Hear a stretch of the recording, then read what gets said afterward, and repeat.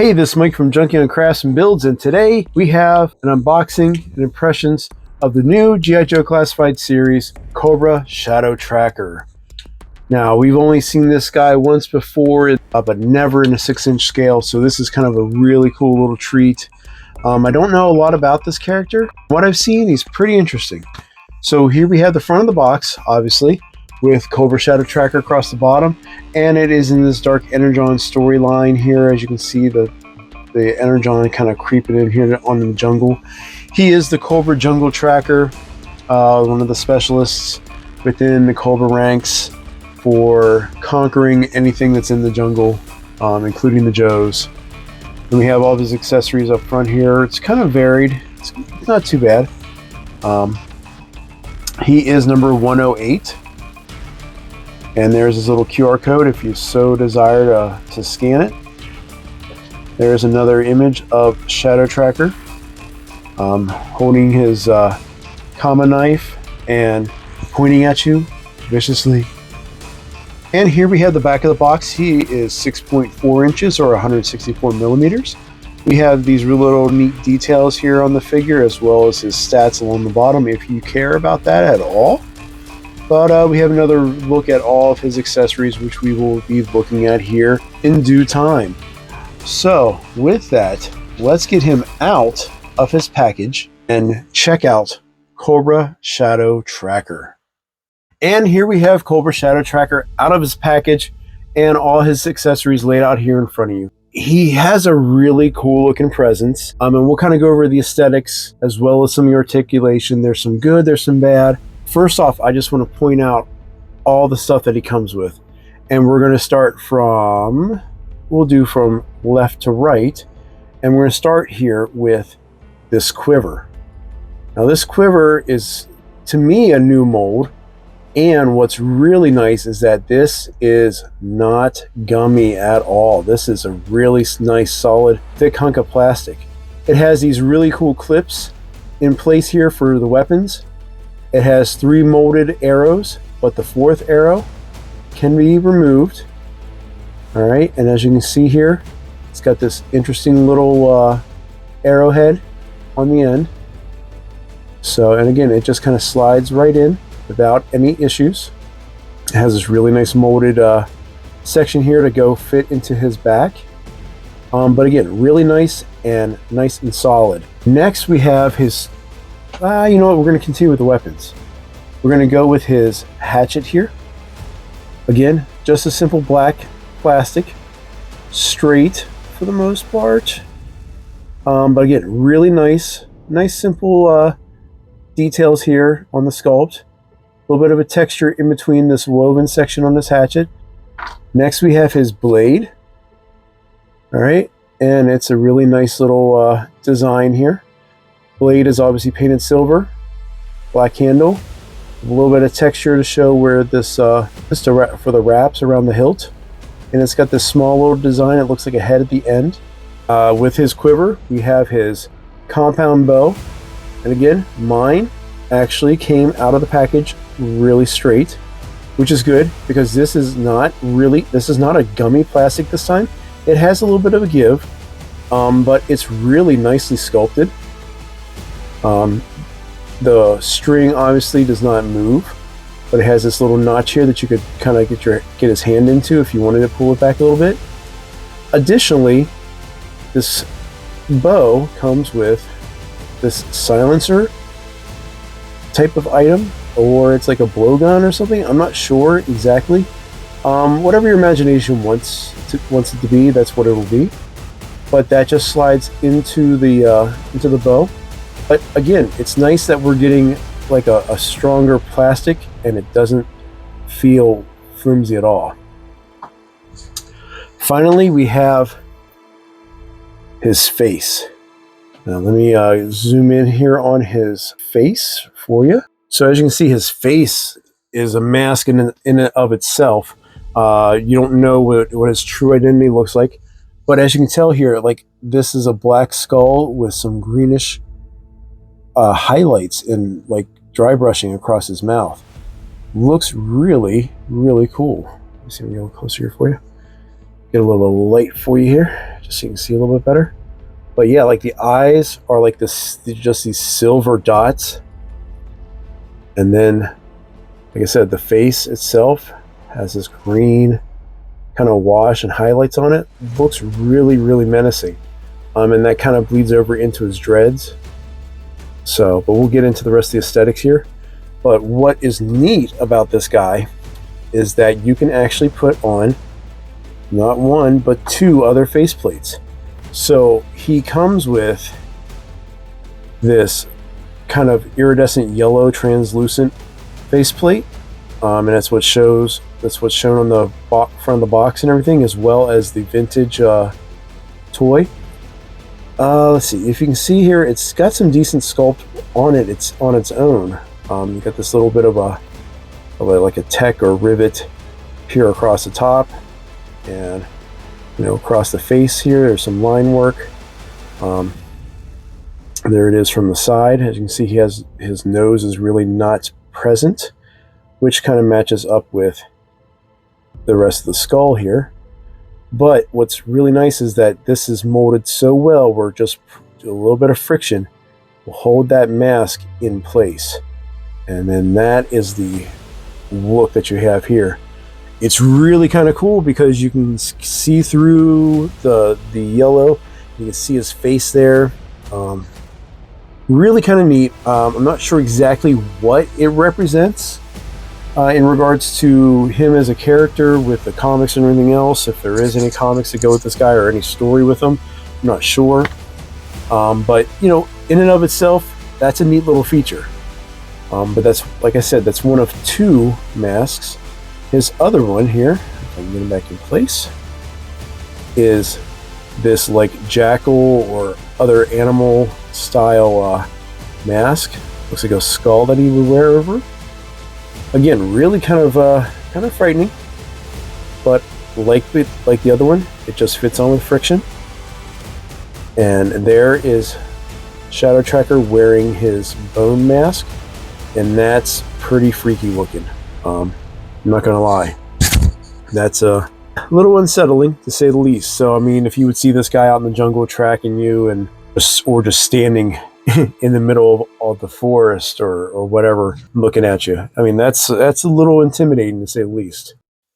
Okay, so going through the rest of his look here, like I said, the mask itself is really neat, and I think that's kind of like one of the showcase pieces for this figure.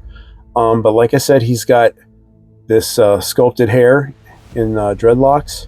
It's got a light green, kind of dry brush, like greenish gray, across it to kind of give it some texture. Looks really cool though.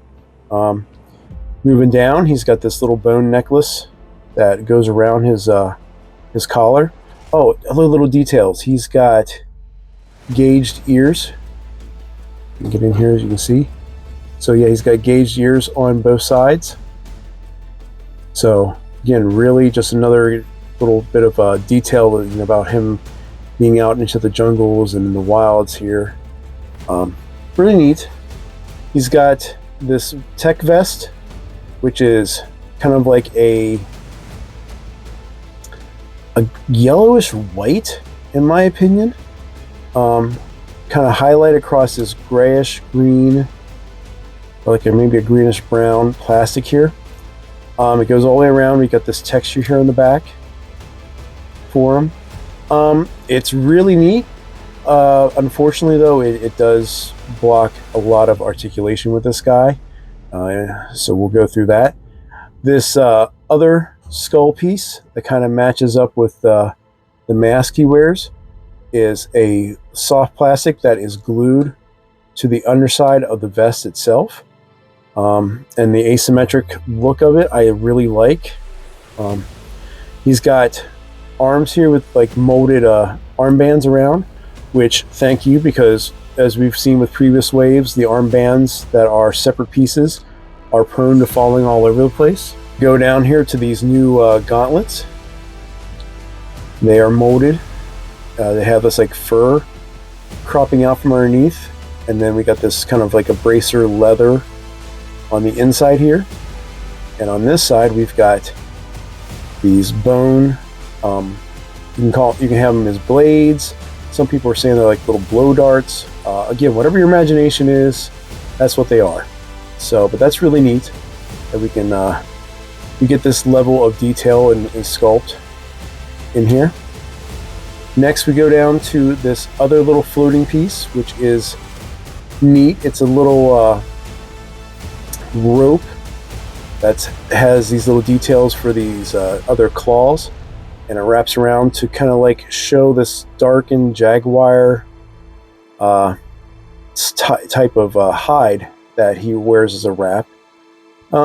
Pretty neat.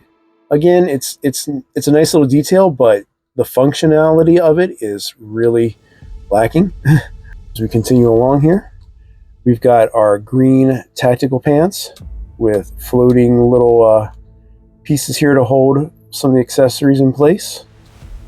And then we got these thigh guards molded in. And then we have our knee pads that are all put together, pinless. We have a boot with a mid-calf guard that goes down to the boots themselves, which has this nice little flame design on the bottom. And then again, a textured tread for around the boot. And it's got the strap that goes in between here. So really neat, nice aesthetics. Anyhow, so let's go through articulation with this guy. With the head, and we got this a little highlight here. I forgot to point that out. It's kind of like a brownish red little braid in there. But articulation is limited for this head because of the hair. But he can look down that far. Can't really look up at all, which is unfortunate because that would be really neat to see. Yeah, and he can get a little bit of attitude here with the tilt. Just a touch. Shoulders kind of drop down, but you can, on both sides here, get a T-pose, which is nice. And we get the bicep rotation. You know, bicep cuts a little on the nose, but again, it's nice that we have it. I don't know, we got pinless double jointed elbows that can get you up that far before the sculpt on the forearm guards kind of get in the way. But again, that's, you know, you're getting a decent amount of articulation with him. All right. Forearms do not rotate, but we have rotation at the wrist. And they're not completely hindered by the forearms. And we have, on this hand, we have an up and down, as well as on this side with the trigger fingers. We have waist swivel, but zero, and I mean zero, bend down, swivel down. You have a little bit back. You can rotate him back on the ball peg here. That's in his waist. Let's see. All right, so we can go out that far. If we wanted to go further with both sides, we just kind of rotate this hide, and you can make almost the full split here. With the drop downs, you can go up that far, rotating out. You can get a really nice high kick with them. Again, thighs, we have rotation here, mid-thigh. We already talked about the knees. They're double jointed knees, and you actually get a fair amount of articulation for the size of this guy to go back.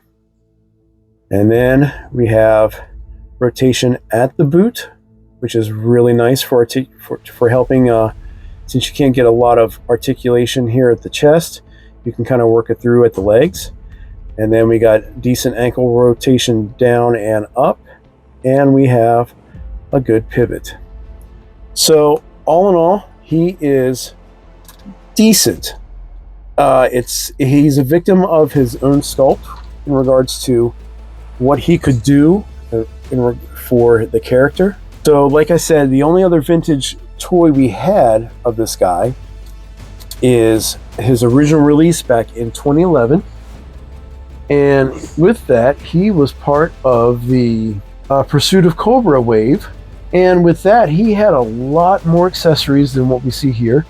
Obviously, we have a little less, I think, with what we have here, and we're just going to go ahead and gear him up. Good news for everyone is that, like I said before, with this plastic being firm, it actually attaches to his his chest or his back fairly well. There you can see how that kind of molds into place, where you could theoretically put this on the side, right? And then actually it still looks really, really good. So his hatchet goes here on his thigh, and that's really neat. It's got multiple positions to hold this knife. I've seen where in the pictures they had it along the bottom here. You could also, if you so desired, you can hook it up here as well. So there's that. Now, my concern, and I'll say it out here, is that with this, the way they have it for storage is that you would clip this piece, the handle that he holds it in, into this clip, in this little C-clip. You would push it in, and then it would sit like this. Because this, for once, is not a soft plastic, it's not super pliable, I am nervous about either bending or breaking the bow. So if you do want to clip this in, I would recommend heating this up. All right, so I'm going to try here once on camera just to see if I can get this clip to work. And all right, we lucked out. There he is, his bow in the quiver. And that looks really, really cool. I mean, I'm glad I tried here for you guys. But again, I was very gentle in regards to trying to get that clip in. Let's finish the look with this classic mask. And that guy's eye, he's really neat looking. Why don't we kind of make a little bit of room here, and let's try to do a few little comparisons. Okay, so we're going to do this little new section called Bilhi Vala. So what I have here is one of the Swarm Sentries from Valaverse Action Force. And what I'm going to do is remove this guy's head, and then we are going to take Shadow Tracker's head, and now we can kind of see what we're dealing with. So we have a ball hinge here up top. Let's just see if Shadow Tracker's head will fit on a Valaverse body. All right, good news is the ball peg size. His head's just a little big, but it does sit on there. It is a little high, obviously, so it looks like he doesn't have a neck. So if you wanted to blue tack the head onto a Valaverse body, it can be done. So I have Animal Companion with him, Hasbro Dungeons and Dragons Drizzt. I have his Panther Grimoire, and that is a beautiful 1/12 scale animal that goes with Shadow Tracker. To continue along with the other jungle counterpart in the Joe Classified line right now, I have Tiger Force Recondo. And these two look really kind of badass next to each other, especially against Shadow Tracker here. So final impressions of G.I. Joe Classified Series number 108, Cobra Shadow Tracker. I think he's a really interesting figure. He's got a lot of nuance with him, and I think he'll definitely stand out in a collection. So I think that kind of opens him up a lot for a collector or a photographer to kind of create their own stories with this guy. I find him just interesting being this really silent, mysterious person that, you know, it's hired to track down the Joes or anyone else that's threatening Cobra. Again, his accessories, I'm happy to say, strong plastic, straight. They all fit on the figure well. I'm happy to say that about a G.I. Joe Classified Series figure. We haven't had a lot of opportunities to make statements like that this year. Articulation, that's kind of where form and function kind of conflict against each other. As like a tracking figure, you know, one of the things that he should be able to do is crouch or get down on all fours and kind of lean forward in this more animalistic style. What I'm thinking of doing is taking that vest off and using this Valaverse declassified gear set vest and painting it up and swapping it out. I would take that soft piece and glue it into this into the space here, and that would open up a lot of articulation opportunities for this guy. If that's something you want to see, just let me know in the comments, and I will kind of do a little how to customize video. So that's really about it. But other than that, I'm going to stop rambling and just say thank you again for watching, and we'll talk again soon. Later.